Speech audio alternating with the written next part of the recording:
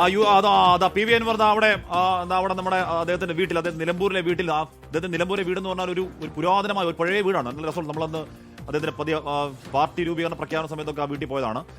വീട്ടിൽ അവിടെ P V Anwar ആകാംക്ഷാഭരിതമായി അവിടെ ടി വിയിലേക്ക് കണ്ണു നട്ടിരിക്കുന്ന കാഴ്ച. Anwar good morning, good morning, good morning. അപ്പോൾ അവിടെ വലിയ വിജയപ്രതീക്ഷ പി വി അൻവറിനുണ്ട്.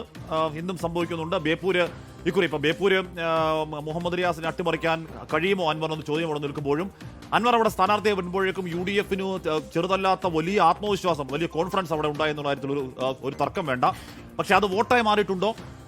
ഈ പറയുന്ന വലിയ ഭൂരിപക്ഷത്തിൽ ജയിച്ച അവിടെ ബേപ്പൂരിൽ പൊതുവെ സ്വീകാര്യനായ, ബേപ്പൂരിന് വേണ്ടി കുറേയധികം കാര്യങ്ങൾ ചെയ്ത റിയാസിനെ എടുത്ത് മറിക്കാൻ ആവശ്യമായ ജനപിന്തുണ, ആ ഇളക്കിമറിക്കൽ അവിടെ ഉണ്ടായിട്ടുണ്ടോ എന്നുള്ളതൊക്കെ 8 മണിക്ക് അറിയാം. അതെ, ബേപ്പൂരിന്റെ സുൽത്താൻ ആരാകും എന്നുള്ളതാണ് ഏറ്റവും വലിയ ആകാംക്ഷ. ബേപ്പൂരിനെ സംബന്ധിച്ചിടത്തോളം അൻവർ ആ ആകാംക്ഷയ്ക്ക് വിരാമം ഇടാൻ 24ന്റെ സ്ക്രീനിൽ രാവിലെ മുതൽ തന്നെ ഉണ്ട്. അപ്പോൾ എല്ലാ പ്രേക്ഷകരും അതുപോലെ തന്നെ ഇരിക്കുക എന്നുള്ളതാണല്ലേ.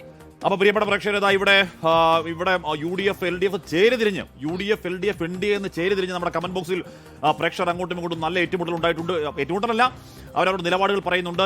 എൽ ഡി എഫ് ആണെങ്കിലും യു ഡി എഫ് ആണെങ്കിലും എൻ ഡി എ ആണെങ്കിലും ഒക്കെ നമ്മുടെ പ്രേക്ഷകർ. അപ്പോൾ അങ്ങനെ തുടരുക. രാവിലെ ഒരു ചായ, ഈ പറഞ്ഞ ഇന്നലെ തന്നെ SKN പറഞ്ഞ മുന്നറിയിപ്പ് പോലെ വല്ല കപ്പലണ്ടി മുട്ടായോ ഒക്കെ രാവിലെ ഇരിക്കുക, ചായ കട്ടൻ കാപ്പി കുടിക്കുക. മാജിക് സ്ക്രീൻ തന്നെയാണ് പ്രധാനം.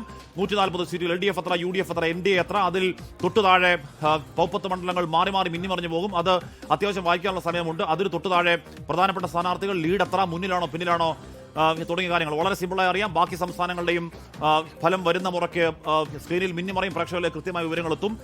ഒരിക്കൽ കൂടി പറയുന്നു, ഏതെങ്കിലും തരത്തിൽ കേറ്റിയടികളില്ല, ഏതെങ്കിലും തരത്തിൽ വ്യാജങ്ങളില്ല, ഏതെങ്കിലും തരത്തിൽ ഫേക്കുകളില്ല, ഏതെങ്കിലും തരത്തിൽ ബോട്ടുകളില്ല, ഏതെങ്കിലും തരത്തിൽ കള്ളങ്ങളില്ല, ചതിയില്ല, വഞ്ചനയില്ല.